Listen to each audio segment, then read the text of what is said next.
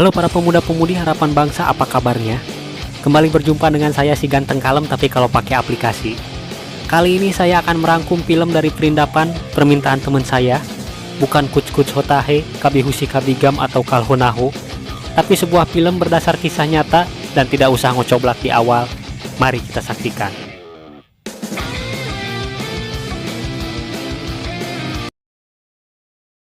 Berlatar tahun 1981 di kota Lucknow, Uttar Pradesh, India. Seorang laki-laki maco bernama Amay Patnaik mendapat pemindahan tugas untuk yang ke-49 kali dalam 7 tahun karirnya sebagai seorang petugas pajak.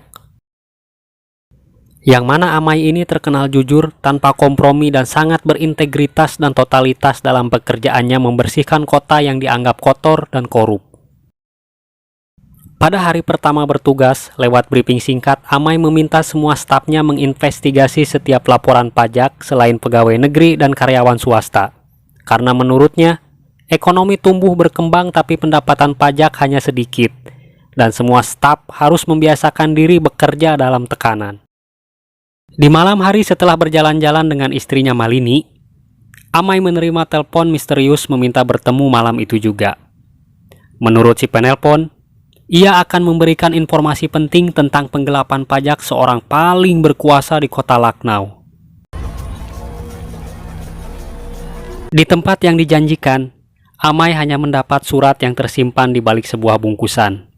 Dalam surat itu berisi kode-kode berkas laporan pajak dari sejumlah orang kaya dan tentunya berkuasa.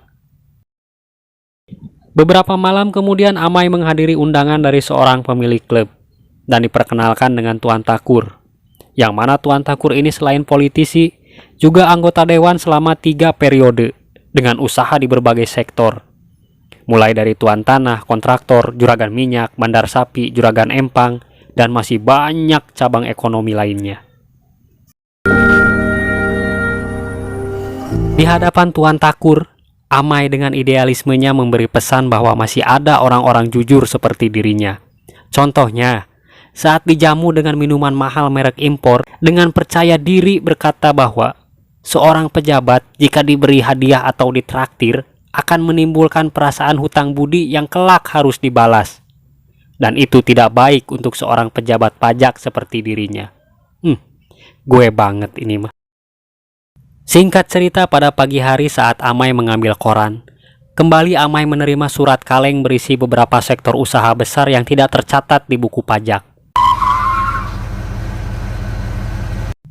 Saat itu juga dengan menumpang bajainya Bajuri, Amay mendatangi dan mengecek satu persatu usaha yang tertulis di dalam surat kaleng itu.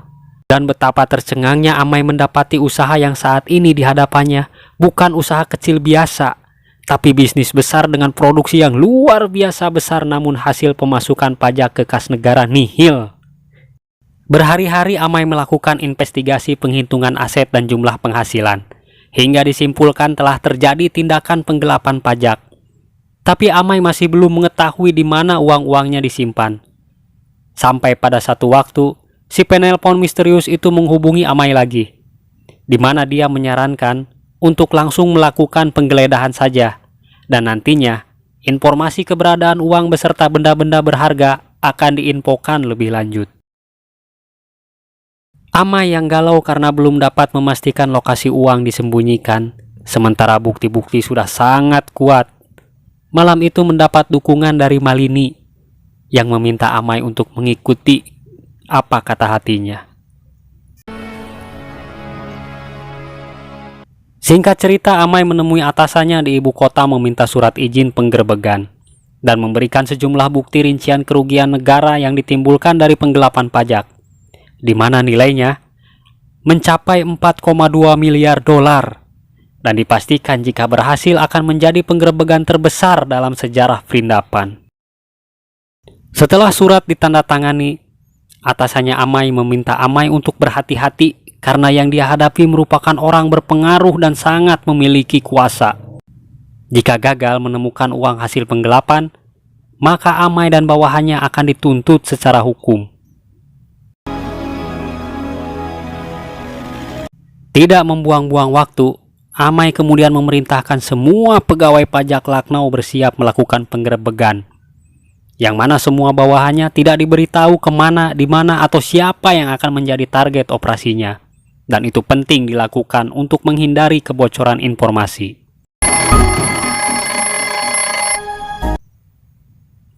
Dan besok subuhnya sebelum berangkat, Amai kembali mendapat dukungan Malini istrinya.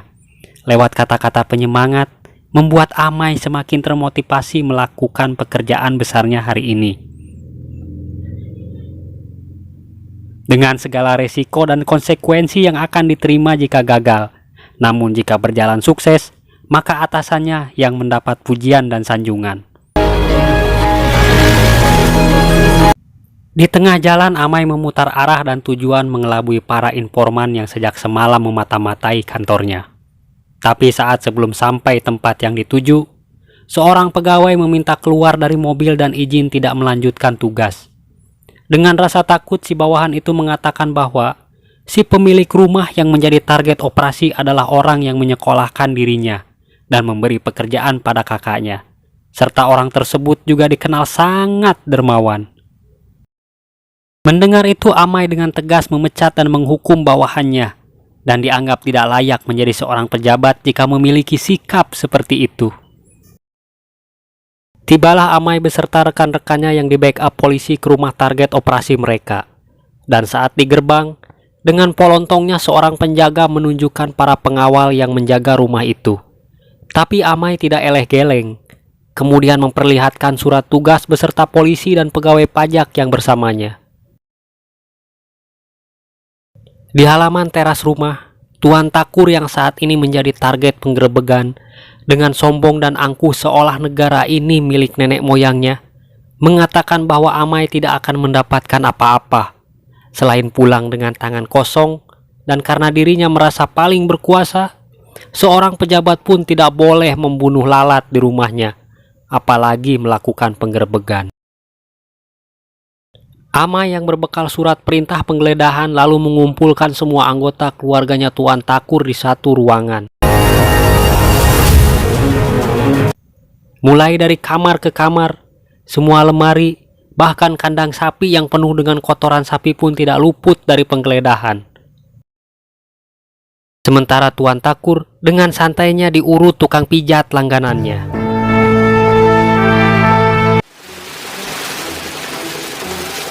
Dan saat Amai menguras serta memerintahkan anak buahnya memeriksa ke dalam sumur, Tuan Takur dengan keluarganya justru tenang-tenang saja makan siang. Tidak menemukan apa-apa di dalam sumur, kemudian Amai diberitahu jika istrinya ingin bertemu.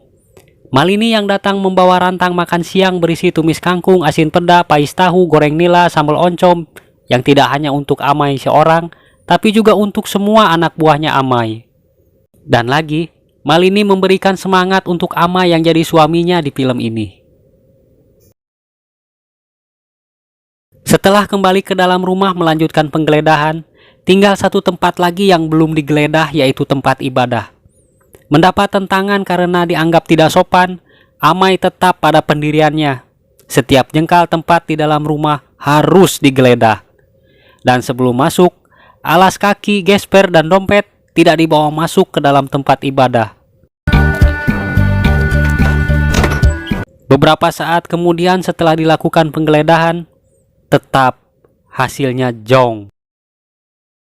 Keadaan itu tentunya membuat frustasi anak buahnya Amai dan tekanan psikologis bagi Amai sendiri sebagai pimpinan penggeledahan. Tapi setelah Amai keluar dan mengambil dompetnya, Amai menemukan sepucuk surat berikut peta petunjuk penyimpanan uang beserta harta berharga termasuk dokumen-dokumen penting lainnya. Amai kemudian memerintahkan anak buahnya membobol sebuah tembok yang memiliki ukiran-ukiran. Hingga akhirnya, terkejutlah semua orang yang berada di sana menyaksikan tumpukan uang tersusun rapi dan mengakibatkan Tuan Takur saat itu juga mengalami serangan penyakit amnesia. Lalu seperti biasa menawarkan uang sogokan pada Amai senilai 500.000.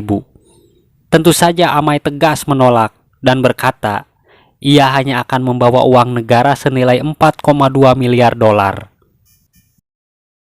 Penolakan Amai itu membuat Tuan Takur semakin gusar dan tergenah cicing. Tuan Takur yang sudah kepoekan tiba-tiba berlari mengambil senapan yang terpajang, namun karena dihalangi adik iparnya, tanpa sengaja Tuan Takur menembak langit-langit rumah, dan jatuhlah tumpukan emas batangan bak air hujan turun dari langit.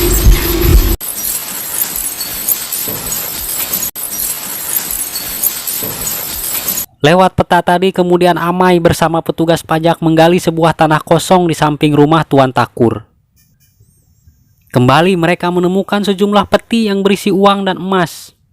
Belum cukup sampai di situ, kemudian membuka sebuah saluran air yang ternyata dijadikan gudang penyimpanan dokumen.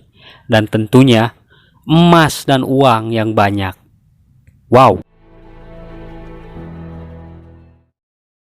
Tuan Takur yang kini dalam tekanan hebat kemudian menelepon atasannya Amai. Dan dengan sikap angkuhnya, Tuan Takur mengancam atasan Amai